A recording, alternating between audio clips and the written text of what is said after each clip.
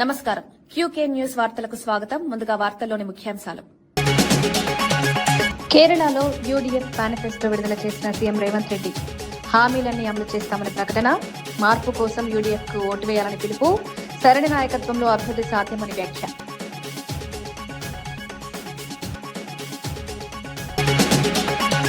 అమరావతి అంశంపై కిరణ్ రిజిజును కలిసిన మంత్రి లోకేష్. అమరావతికి సహకరించినందుకు కృతజ్ఞతలు. రాజధాని అభివృద్ధిపై చర్చ. రాష్ట్ర అభివృద్ధికి సహకారం అవసరమని వ్యాఖ్య.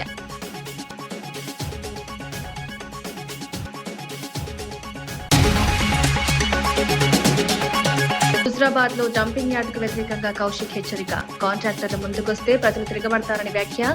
నిర్ణయం వెనక్కి తీసుకోకపోతే దీక్ష చేస్తామని హెచ్చరిక. డంపింగ్ యార్డుల వల్ల ఆరోగ్యం ముప్పు అన్న ఆందోళన.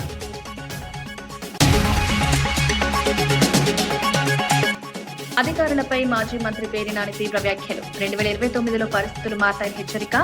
అధికారుల వ్యవహారాన్ని గమనిస్తున్నామని వ్యాఖ్య. ప్రజలకు న్యాయం జరిగేలా పనిచేయాలని సూచన.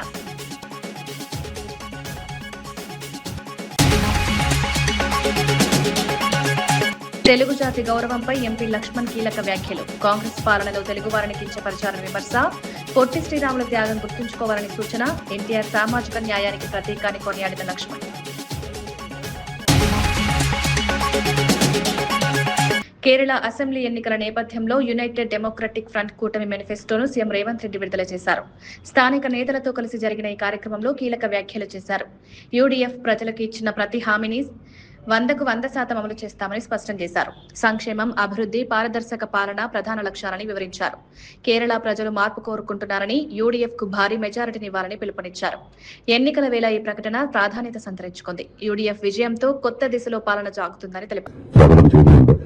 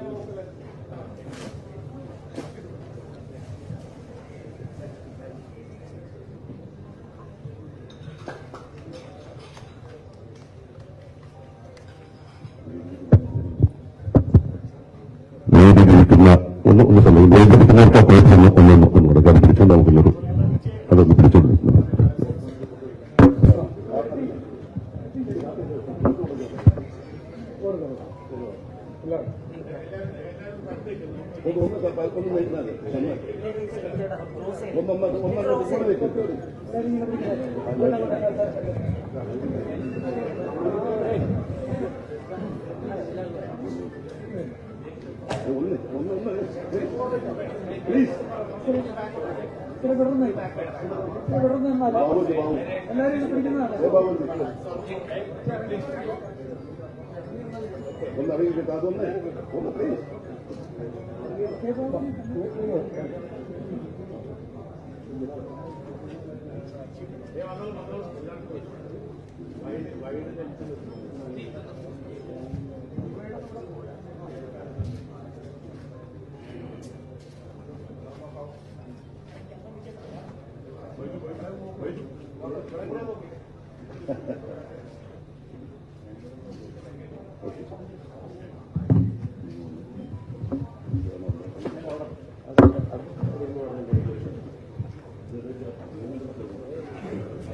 Now the time has come. Kerala people have to decide who has to run the government. I'm assuring you, I'm going to be there. I'm going to stand along with Kerala people. Next 20-25 years, I'm going to serve poorest of the poor. Whenever Kerala people request, whenever Kerala people wanted to come here, I will come. I will support Kerala people. I have 28 months experience only as a chief minister. Fortune 500 companies are in my state. GCCs are there. Pharma companies are there. You people are skilled people. All these years, you have been working for Middle East countries, Gulf countries. Why can't your own state? Earlier, we used to work for developed countries like US, any other country, in software, pharma, other different verticals. Today, my people are working for my state. They are establishing their own investment, their own companies. They are starting their unicorns. All these years, our youth were working with Google, Microsoft, Infosys, or any other company. Microsoft CEO from Hyderabad. World Bank chairman studied in Hyderabad. Santanu Narayan studied in Hyderabad. Premji Vatsav studied in Hyderabad.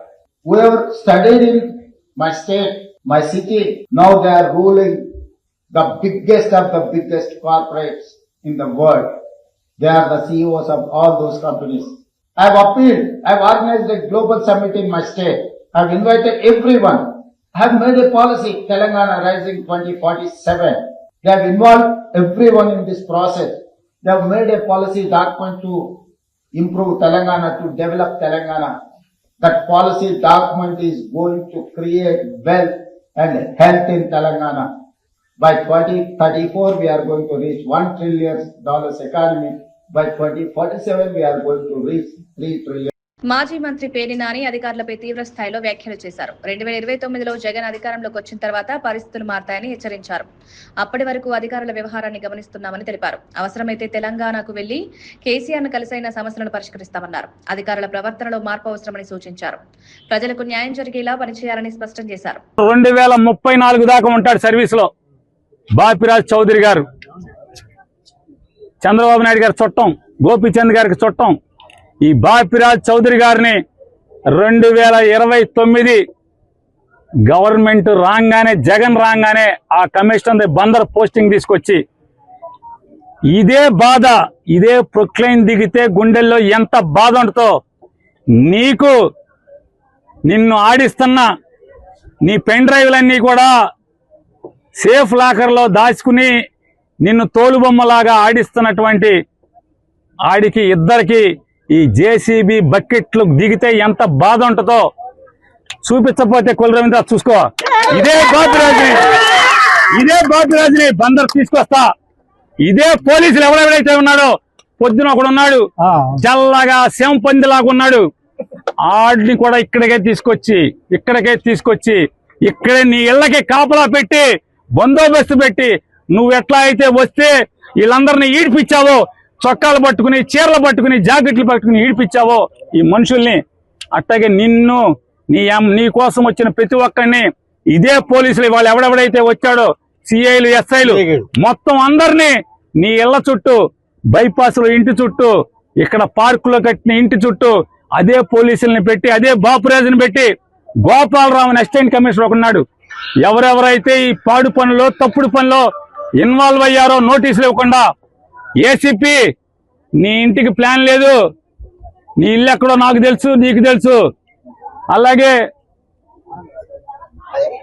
TPO, TPS assistant commissioner Gopalarao, నువ్వు బందర్ వదిలి వెళ్ళిపోతావేమో. గోపాలరావు, బందర్ కాదు, నువ్వు ఆంధ్ర రాష్ట్రంలో ఎక్కడున్నా సరే, అవసరమైతే నువ్వు తెలంగాణ వెళ్తే కేసీఆర్ కాళ్ళన్నా పట్టుకుంటా. నీ ఇంటి సంగతి చూస్తా గోపాలరావు. మనిషి జన్మ ఎత్తలేదా మీరని అడుగుతున్నాను. మనిషి జన్మ ఎత్తలేదా ఎవడు మీరు అసలు అధికారుల? అలాగే జిల్లా ఎస్పీ నాయుడు గారిని కూడా అడుగుతున్నా. అయ్యా ఎస్పీ గారు, కమిషనరు మీ పోలీసులకి పోలీస్ రిక్వజిషన్ ఇచ్చాడా? ప్రొటెక్షన్ అడిగాడా? రాతపూర్వకంగా అడిగాడా? ఫోన్ చేసి కొల్లు రవీంద్ర అడగటం కాదు ఎస్పీ గారు, నిన్ను రాతపూర్వకంగా మున్సిపల్ కమిషనర్ మీ పోలీసుల్ని, నాకు పోలీస్ బందోబస్తు కావాలి, సోన్స్ నోటీస్ నంబర్ ప్రకారం కోలదోయటానికి నేను వాళ్ళకి నోటీస్ ఇచ్చాను, నిన్ను పోలీస్ ప్రొటెక్షన్ రాతపూర్వకంగా అడిగాడా? మీరు ఆలోచించుకోండి ఎస్పీ గారు. మీరు ఊరికే కొల్లు రవీంద్ర తానా అంటే తందానా అని కొల్లు రవీంద్ర ఫోన్ చేయగానే మీరు లేచి నుంచి పోలీసులను పంపిస్తే ఇది ధర్మమా మీ ఐపీఎస్ ఉద్యోగానికి? ఎస్పీ గారు, రాతపూర్వకంగా కమిషనర్ మిమ్మల్ని అడగడా? మీరు అడిగితే కనుక అది మీడియాకి రిలీజ్ చేయండి. మున్సిపల్ కమిషనర్ బాపిరాజు చౌదరి మీకు మున్సిపాలిటీ నుంచి అధికారికంగా నేను పలానా చోట నోటీస్ ఇచ్చాను, ఆ నోటీస్ మీరిపోయింది, నాకు అక్కడ ఇల్లు కొలదోయటానికి పోలీస్ ప్రొటెక్షన్ కావాలని చెప్పని మీకు రాతపూర్వకమైన నోటీస్ చిలకలపూడి సిఐకి ఇచ్చాడా? ఇస్తే మీడియాకి పెట్టండి. నేను మిమ్మల్ని నోరు మూసుకోకపోతే అప్పుడు అడగండి. మీ పోలీసులను అన్నందుకు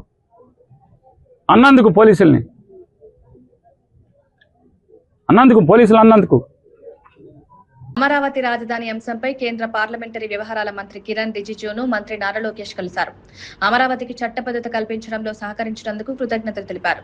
రాష్ట్ర అభివృద్ధికి కేంద్రం సహకారం అవసరమని వివరించారు. అమరావతి నిర్మాణాన్ని వేగవంతం చేయడానికి అవసరమైన చర్యలపై చర్చించారు. ఈ సమావేశంలో భవిష్యత్ కార్యాచరణపై కూడా చర్చ జరిగినట్లు సమాచారం.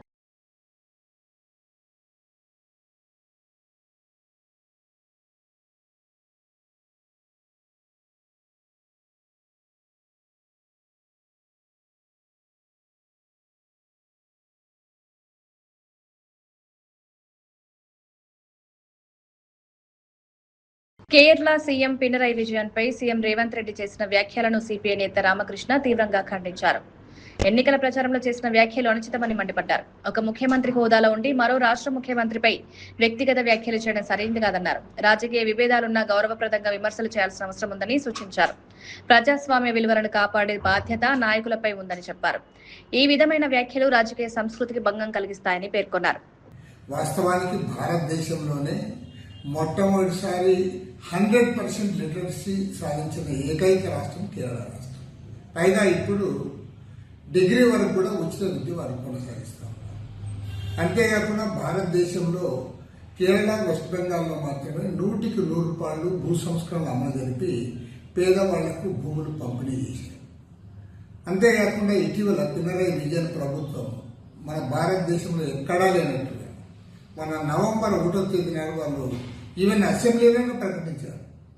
ఎక్స్ట్రీమ్ పావర్టీ ఏదైతే ఉందో అత్యంత దుర్భర దారిద్ర్యంలో జీవిస్తున్న వారి యొక్క పేర్లన్నీ కూడా తీసుకొని సర్వే చేసి వాళ్ళందరికీ కూడా ఇవాళ ఉద్యోగాలు, ఉపాధి, వ్యాపారాలు కల్పించి అత్యంత పేదరికం లేకుండా ఆ రాష్ట్రంలో చేశారు. చేసి వారు ప్రజలకు వివరించారు.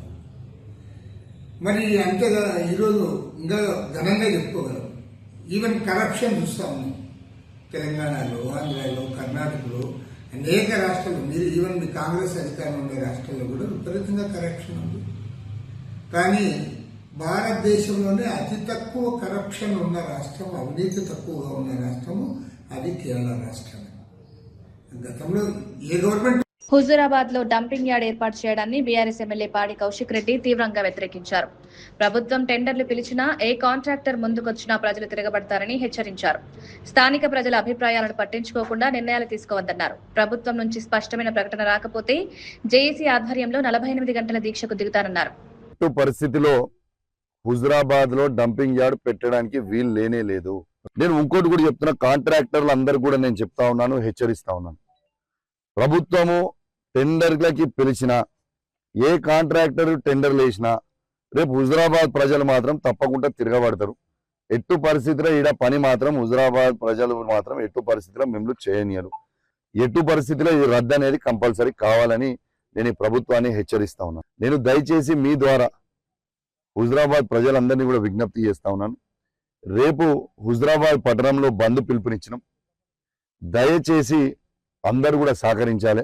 రేపు నేను ప్రభుత్వాన్ని కూడా డిమాండ్ చేస్తా ఉన్నాను, మీరు ఎట్టు పరిస్థితిలో రేపు బంద్ మేము పిలిపించిన తర్వాత మీరు గిట్లా మీ తరఫు నుంచి ప్రకటన రాకపోతే నేను 7-8 తారీఖు 48 గంటల దీక్షకి ఖచ్చితంగా జేఏసీ ఆధ్వర్యంలో ఏదైతే వాళ్ళు అక్కడ దీక్ష చేస్తారో ఖచ్చితంగా వాళ్ళకి మద్దతు తెలుపుతూ నేను 48 అవర్స్ అంటే 7-8 సాయంత్రం వరకు 7 తారీఖు పొద్దున 10 గంటలకి మొదలు పెడితే వీళ్ళ ప్రకటన రాకపోతే 8 తారీఖు సాయంత్రం 5 గంటల వరకు ఖచ్చితంగా దీక్షకి ఆడనే కూర్చుంటా, ఆడనే పనుకుంటా. బీజేపీ ఎంపీ లక్ష్మణ్ తెలుగు జాతి గౌరవంపై కీలక వ్యాఖ్యలు చేశారు. కాంగ్రెస్ పాలనలో తెలుగు వారిని కించపరిచే విధానం ఉండేదని విమర్శించారు. అమరజీవి పొట్టి శ్రీరాములు త్యాగంతో ఆంధ్ర రాష్ట్రం ఏర్పడిందని గుర్తు చేశారు. తెలుగు జాతి చరిత్రను ప్రతి ఒక్కరూ తెలుసుకోవాల్సిన అవసరం ఉందన్నారు. సామాజిక న్యాయానికి ప్రతీకగా ఎన్టీఆర్ నిలిచారన్నారు. సాధారణ ప్రజలను రాజకీయాల్లోకి తీసుకొచ్చిన నాయకుడు ఎన్టీఆర్ అని కొనియాడారు. హైదరాబాద్ ను ప్రపంచ స్థాయికి తీసుకువెళ్లిన వ్యక్తి చంద్రబాబు అన్నారు. మోదీ ప్రభుత్వం విభజన హామీలను అమలు చేస్తోందని తెలిపారు. 11,000 కోట్ల రూపాయల నిధులు కానివ్వండి, ఈ రకంగా మరి విభజన హామీలన్నీ కూడా నెరవేరుస్తూ ఈరోజు ఆంధ్రప్రదేశ్ అభివృద్ధి పథంలో ఈరోజు నరేంద్ర మోడీ గారు, చంద్రబాబు నాయుడు గారు ఏ రకంగా వాళ్ళకు వేవ్ లెంగ్త్తో కలిసి ఈ రాష్ట్రాన్ని ఈ వికసిత భారత్ను సంకల్పం చేయడానికి వాళ్ళు సహకారం చేయడానికి ముందుకు పోతా ఉన్న సందర్భంలో 2019లో మళ్ళీ ఈ పిల్ల కాంగ్రెస్ అధికారులకు రావడము, ఏ రకంగా మళ్ళీ ఆ రోజు మళ్ళీ 3 రాజధానులు అని చెప్పి ఆ రకంగా గందరగోళం సృష్టించడం, ఆ దేశానికి మళ్ళీ మాట్లాడుతూ ఉంటారు నాయకుడు. అసలు రాజధాని అనేది దేశానికి ఉంటుంది, రాష్ట్రాలకు ఎక్కడైనా రాజధాని ఉందా చట్టంలో అని ప్రశ్నిస్తూ ఉన్నారు. ఇది నవ్వుల పాలవుతున్నారు ఇవాళ. నేను నిన్ను చూశాను అక్కడ సోషల్ మీడియాలో. కొత్తగా ఆయన కొత్త కాయిన్ చేశాడు. ఏంటది? మూవీ గనట. మచిలీపట్నం, విజయవాడ, గుంటూరు ఈ మూవీ గన్. ప్రజలు నవ్వుకుంటున్నారు. ఇది ఒక స్థాయిలో ముఖ్యమంత్రిగా ఉండే వ్యక్తి ఈ రకంగా ప్రజల జీవితాలతో చిలకడమాట. ఏ రకంగా ఆ రోజు మరి మాతృమూర్తులు ఆరుపరచడు ఏ రకంగా ఈ అమరావతి కోసం పాటుపడితే, అటువంటి మరి చంద్రబాబు నాయుడు గారు ఆ ఆహర్నిశలు రాష్ట్రం కోసం పనిచేస్తూ ఉంటే 70 సంవత్సరాల వయసులో ఆ రోజు కక్ష సాంపుల్ చర్యల్లో భాగంగా అరెస్ట్ చేసి జైలుకి పంపించి ఒక పైశాచిక ఆనందం పొందినటువంటి పిల్ల కాంగ్రెస్ పార్టీ నాయకులు ఆ రోజు I was one of the first person among the people who have condemned the arrest of Nara Chandrababu and put him to jail for 50 more days, more than 50 days. ఇది రాజకీయాల్లో వైషమ్యాలు ఉండొచ్చు, విరుద్ధమైనటువంటి ఆలోచనలు ఉండొచ్చు, ఆ రకమైనటువంటి భిన్న అభిప్రాయాలు ఉండొచ్చు. అంత మాత్రాన ఆ రకంగా అక్రమ కేసులు పెట్టి జైలు పంపిస్తే ఏ రకంగా ఆ రోజు ఇదే పవన్ కళ్యాణ్ గారు, చంద్రబాబు నాయుడు గారు, మోదీ గారు ఒక కూటమిగా ఏర్పడి ఇటువంటి పార్టీలకు ఈ రాజకీయాల్లో స్థానం ఉండడానికి లేని చెప్పి ప్రజలను ఏకం చేసి ఆ రకంగా మరి మాజీ ఎమ్మెల్యే గోపిరెడ్డి శ్రీనివాసరెడ్డి కూటమి నాయకులపై తీవ్ర విమర్శలు చేశారు. చంద్రబాబు, లోకేష్ మాటలు ఒకలా ఉంటాయని, పనులు మరోలా ఉంటాయన్నారు. రాష్ట్రంలో కూటమి నేతలకు ఒక రాజ్యాంగం, వైసీపీకి మరో రాజ్యాంగమా అని ప్రశ్నించారు. కూటమి నేతలు చేసిన తప్పులు ఎందుకు పట్టించుకోవడం లేదని విమర్శించారు. ఇది ప్రజాస్వామ్యానికి విరుద్ధమని పేర్కొన్నారు. న్యాయం అందరికీ సమానంగా ఉండాలని డిమాండ్ చేశారు. మీడియాలో అంతా కూడా ఈరోజు ఈ యొక్క సంఘటన గురించి ఎంక్వైరీ చేసి అరెస్టులు జరిగితే ఈయనకి స్టేషన్ బెయిల్ ఇచ్చి పార్లమెంటుకి పంపించిన ఘనత ఈ తెలుగుదేశం పార్టీకి చెందింది. అట్లానే ఇంకొక ఎమ్మెల్యే, రైల్వే కోడూరు ఎమ్మెల్యే అరవ శ్రీధర్, ఆయన అమ్మాయిల్ని మానభంగం చేసి గర్భిణీ చేసి ఒకటిసారి కాదు 4-5 సార్లు చేసినా పాపం అమ్మాయి మొత్తుకుంటున్నా సరే ఆయన యథాస్థితిగా పార్టీ కార్యక్రమాల్లో పాల్గొనటం కానీ, అట్లానే ఇంతవరకు విచారణ కమిటీ వేశారు. ఆ కమిటీ వేసి కూడా దాదాపు 45 రోజుల పైన అవుతా ఉంది. ఆ కమిటీ ఏమి రిపోర్ట్ ఇచ్చిందో ఎవరికి తెలియదు. నిన్న నర్సరావుపేటలో స్థానిక ఎమ్మెల్యే చదలవాడ అరవింద్ బాబు గారు ఏకంగా ఎస్పీ ఆఫీస్లో దాదాపు 10 గంటల పాటు ఆయన హల్చల్ చేసి ఏదో ఒక లీగల్ అడ్వైజర్ పోస్ట్ ఇవ్వలేదనే ఉద్దేశంతో ఒక ఐపీఎస్ అధికారి ఆయన విధులకి ఆటంకం కల్పిస్తూ ఆయన ఛాంబర్లో 10 గంటల పాటు కూర్చొని వీరంగం చేస్తే మీరేం కేసులు పెట్టరా? ఒక కానిస్టేబుల్ని అడ్డుకుంటే వైఎస్ఆర్ కాంగ్రెస్ పార్టీ కార్యకర్త కానీ నేత కానీ విధులకు ఆటంకం కలిగించాడని నాన్ బెయిలబుల్ కేసులు పెట్టి లోపల పడేసే కార్యక్రమం చేస్తారు. అంటే మీకు ఒక రాజ్యాంగం, ఇక్కడ ఈ రాష్ట్రంలో వైఎస్ఆర్ కాంగ్రెస్ పార్టీకి ఒక రాజ్యాంగం. మీరేం చేసినా చెల్లిపోతుంది ఈ రాష్ట్రం. ఎవడు ఏం చేసినా, ఎన్ని దోపిడీలు చేసినా, ఇసుక, మద్యం, ఎవడు మీ ఇష్టం ఏది చేసుకున్నా సరే పేకాట క్లబ్బులు నడిపిస్తున్నారు చిలకలూరిపేటలో, సత్తెనపల్లిలో. ఏమి మాట్లాడరు. లోక్సభలో ఓవర్సీస్ సిటిజన్స్ ఆఫ్ ఇండియా క్రీడాకారుల అంశంపై కాంగ్రెస్ ఎంపీ చామల కిరణ్ కుమార్ రెడ్డి ప్రస్తావించారు. హైదరాబాద్ వంటి నగరాల్లో ఎంతో మంది ప్రతిభావంతులైన ఓసీఐ క్రీడాకారులు దేశవాళీ క్రికెట్ టోర్నీలో రాణిస్తున్నారన్నారు. 2024లో బీసీసీఐ నిబంధనల మార్పుతో వారు అవకాశాలు కోల్పోతున్నారన్నారు. ఇది ప్రతిభకు అన్యాయం చేస్తుందన్నారు. వారికి భారత్ తరపున ఆడే అవకాశం కల్పించాలని కేంద్ర క్రీడల మంత్రిత్వ శాఖను కోరారు. Prime Minister Shri Narendra Modi ji on 27th September 2015 at SAP Center in San Jose, USA, whose words left a lasting impact on overseas citizens of India. With deep passion for cricket, they moved back to India. They progressed rapidly and represented Hyderabad and other states in prestigious BCCI tournaments such as Vijay Merchant, Vinnu Mankad, coach Behar, CK Naidu and under 23 state tournament. Sir, मैं एक बच्चे के बारे में बात करना है सर. His name is Rishit Reddy. He is also Indian overseas citizen है सर. He represented India for under 19. His parents have moved back to India and started their company and providing employers contributing to the society and the economy. However, in 2024, The BC ఇండోనేషియాలో సంభవించిన శక్తివంతమైన భూకంపం ప్రజలను తీవ్ర భయాందోళనకు గురిచేసింది. రిక్టర్ స్కేల్పై 7.6గా నమోదైన ఈ భూకంపనలు అనేక ప్రాంతాల్లో తీవ్ర ప్రభావం చూపాయి. భవనాలు కూలిపోవడంతో భారీ నష్టం సంభవించింది.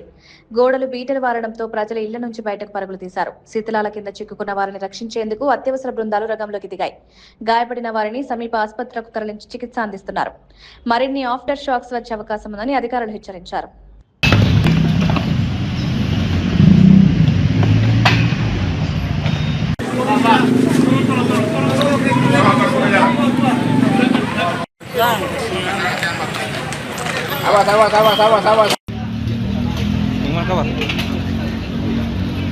Gimana kabar?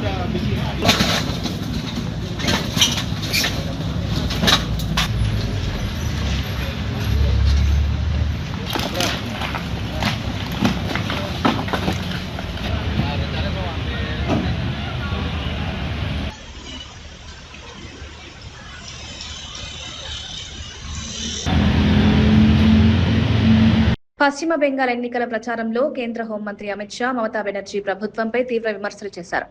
రాష్ట్రంలో అవినీతి చొరబాట్లు పెరిగిపోయాయని ఆరోపించారు. బెంగాల్ ఉనికి ప్రమాదంలో పడిందని పేర్కొన్నారు. మోదీ నాయకత్వంలోనే అభివృద్ధి సాధ్యమని స్పష్టం చేశారు. రాష్ట్ర విముక్తి కోసం బీజేపీ అభ్యర్థులను గెలిపించాలని ప్రజలకు పిలుపునిచ్చారు. వివేకానందుడు రవీంద్రనాథ్ ఠాగూర్ కలలుగన్న సోనార్ బంగ్లా నిర్మాణం లక్ష్యమన్నారు. आगे चल गए, अब बारी हमारे बंगाल की है। मुझे बताओ भवानीपुर वालों, बंगाल में परिवर्तन करना है या नहीं करना है? बंगाल में तो परिवर्तन होगा ही, भवानीपुर में परिवर्तन करना है या नहीं करना है? मैं भवानीपुर की जनता को करबद्ध निवेदन करने आया हूं। తూర్పు గోదావరి జిల్లాలో నిర్వహించిన బడ్జెట్ అవగాహన కార్యక్రమంలో మంత్రి నిమ్మల రామానాయుడు రాష్ట్ర ఆర్థిక పరిస్థితిపై తీవ్ర వ్యాఖ్యలు చేశారు. గత 5 ఏళ్ల వైసీపీ పాలన వల్ల రాష్ట్ర ఆర్థిక వ్యవస్థ తీవ్రంగా దెబ్బతిందన్నారు. రాష్ట్ర ఆర్థిక పరిస్థితిపై వెంటిలేటర్పై ఉన్నట్లు మారిందని వ్యాఖ్యానించారు. అప్పులు పెరిగి అభివృద్ధి కార్యక్రమాలు నిలిచిపోయాయన్నారు. ప్రస్తుత ప్రభుత్వం ఆర్థిక వ్యవస్థను గాడిలో పెట్టేందుకు చర్యలు తీసుకుంటోందన్నారు. ప్రజలకు బడ్జెట్ వివరాలు స్పష్టంగా తెలియజేయడం ముఖ్యమన్నారు. అదేవిధంగా వేదికను అలంకరించినటువంటి గౌరవ జేసీ స్వరూప్ గారికి, అదేవిధంగా మున్సిపల్ కమిషనర్ రాహుల్ మీనా గారికి, డిఆర్ఓ సీతారామమూర్తి గారికి, ఇంకా వేదిక ముందున్నటువంటి గౌరవ శాసనసభ్యులు, అదేవిధంగా గౌరవ అధికారులకు, పాత్రికేయ మిత్రులకు అందరికీ కూడా ముందుగా నా హృదయపూర్వకమైనటువంటి నమస్కారాలు ముందుగా మీ అందరికీ కూడా తెలియజేసుకుంటూ, ఈరోజు గౌరవ ముఖ్యమంత్రి నారా చంద్రబాబు నాయుడు గారు 2024లో ప్రజల ఆశీర్వాదంతో కూటమి ప్రభుత్వం అధికారంలోకి వచ్చిన తర్వాత ఆర్థికమైనటువంటి ఇబ్బందులు, ఆర్థికపరమైనటువంటి కష్టాలు ఈ యొక్క ఆంధ్రప్రదేశ్ రాష్ట్రానికి ఉన్నటువంటి స్థితిలో కూడా ఏ రకంగా అభివృద్ధిని, సంక్షేమాన్ని ఈరోజు రాష్ట్రంలో అమలు చేస్తున్నామో ఈ బడ్జెట్ అవుట్ రీచ్ ప్రోగ్రాం ద్వారా ప్రతి జిల్లాలోనూ, ప్రతి నియోజకవర్గంలోనూ, ప్రతి మండలంలోనూ కూడా ప్రజలకు వివరించాలనేటువంటి ఆలోచనలో భాగంగానే ఈ యొక్క బడ్జెట్ అవుట్ రీచ్ ప్రోగ్రాం ఈరోజు తూర్పుగోదావరి జిల్లా కార్యక్రమంలో మేమందరం కూడా భాగస్వాములం అయ్యామనేటువంటి విషయాన్ని ముందుగా మీ అందరి ద్వారా తెలియజేసుకుంటూ ఉన్నా. ఎందుకంటే మీ అందరికీ తెలుసు, ఆ రోజు 2024 సంవత్సరంలో ప్రజలు ఆంధ్రప్రదేశ్ రాష్ట్ర చరిత్రలో ఎప్పుడూ లేనిటువంటి విధంగా 94% స్ట్రైక్ రేట్తో కూటమి ప్రభుత్వాన్ని గెలిపించారు. అధికారంలోకి వచ్చిన తర్వాత చూస్తే ఆర్థిక పరిస్థితి అంతా కూడా చిన్నాభిన్నంగా ఉన్నటువంటి పరిస్థితి. ఖాళీ చిల్లుకుండను ఈ యొక్క ఆంధ్రప్రదేశ్ రాష్ట్రానికి అందజేసినటువంటి పరిస్థితి. ఖాళీ కొండస్తే ఏదో రకంగా శ్రమించి నింపుకోవచ్చు, కానీ ఖాళీ చిల్లుకుండ అంటే జగన్మోహన్ రెడ్డి చేసినటువంటి అప్పుల్ని ఒక పక్క తీర్చాలి, ఆయన చేసినటువంటి అప్పులకి వడ్డీలు మరొక పక్కన కట్టాలి, మరొక పక్కన అభివృద్ధిని, సంక్షేమాన్ని, ప్రజల యొక్క కోరికల మేరకు మళ్ళీ వాటిని కూడా మనం నెరవేర్చాలి. ఇటువంటి సవాళ్ళనన్నింటినీ కూడా అధిగమిస్తూ ఈరోజు ఒక పరిపాలనా దక్షత ఉన్నటువంటి వ్యక్తి ఈరోజు ముఖ్యమంత్రిగా చంద్రబాబు నాయుడు గారు ఉండడం, ఆయనకి కొండంత అండగా ఉప ముఖ్యమంత్రిగా ఇవాళ పవన్ కళ్యాణ్ గారు ఉండడం, వీరిద్దరికీ తోడుగా నరేంద్ర మోడీ గారు ఉండడం వల్లనే ఇటువంటి సవాళ్ళనన్నింటినీ కూడా అమెరికా అధ్యక్షుడు డొనాల్డ్ ట్రంప్ ఫ్రాన్స్ అధ్యక్షుడు మైక్రాన్ పై చేసిన వ్యాఖ్యలు సంచలనంగా మారాయి. మైక్రాన్ వ్యక్తిగత జీవితాన్ని ప్రస్తావిస్తూ ఆయన భార్య అతన్ని పట్టించుకోదని వ్యాఖ్యానించారు. ఆమె దురుసుగా ప్రవర్తిస్తోందని కూడా అన్నారు. ఇటీవల గాయాల నుంచి కోలుకుంటున్నాడని వెటకారం చేయడం వివాదాన్ని పెంచింది. ఈ వ్యాఖ్యలకు సంబంధించిన వీడియో సోషల్ మీడియాలో వైరల్ గా అవుతోంది. ప్రపంచవ్యాప్తంగా నేతల వ్యక్తిగత విషయాలపై వ్యాఖ్యలు చేయడం సరైందా అన్న చర్చలు మొదలయ్యాయి. అంతర్జాతీయ సంబంధాలపై ప్రభావం ఉంటుందా అనే ప్రశ్నలు తలెత్తుతున్నాయి. You were betrayed and arrested and falsely accused. It's a familiar pattern that our Lord and Savior showed us. But it didn't end there for him, and it didn't end there for you. God always had a plan. On the third day, he rose, he defeated evil, he conquered death, hell, and the grave. And because he rose, we all know that we can rise. And sir, because of his resurrection, you rose up. Because he was victorious, you were victorious. And I believe that the Lord said to tell you this. Because of his victory, you will be victorious in all you put your hand to. Amen. Because God is with you and God is using you to defeat evil, to restore families, to awaken the church, to harvest the nations, and to bring a worldwide revival. వార్తలు ముగించే ముందు ముఖ్యాంశాలు మరోసారి. కేరళలో UDF manifesto విడుదల చేసిన CM Revanth Reddy హామీలన్నీ అమలు చేస్తామని ప్రకటన. మార్పు కోసం యూడీఎఫ్ కు ఓటు వేయాలని పిలుపు. సరైన నాయకత్వంలో అభివృద్ధి సాధ్యమని వ్యాఖ్య.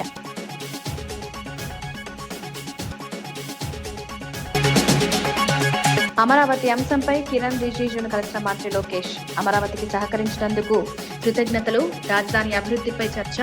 రాష్ట్ర అభివృద్ధికి సహకారం అవసరమని వ్యాఖ్య.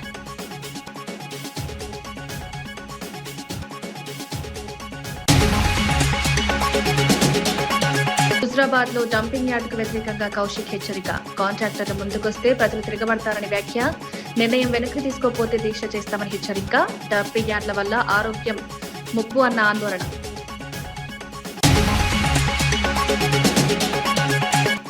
అధికారులపై మాజీ మంత్రి పేర్ని నాని తీవ్ర వ్యాఖ్యలు. 2029లో పరిస్థితులు మారతాయని హెచ్చరిక.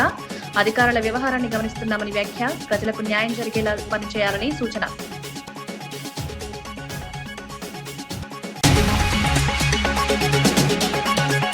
తెలుగు జాతి గౌరవంపై ఎంపీ లక్ష్మణ్ కీలక వ్యాఖ్యలు. కాంగ్రెస్ పాలనలో తెలుగువారిని కించపరిచారని విమర్శ. పొట్టి శ్రీరాముల త్యాగం గుర్తుంచుకోవాలని సూచన. ఎన్టీఆర్ సామాజిక న్యాయానికి ప్రతీకాన్ని కొనియాడిన లక్ష్మణ్.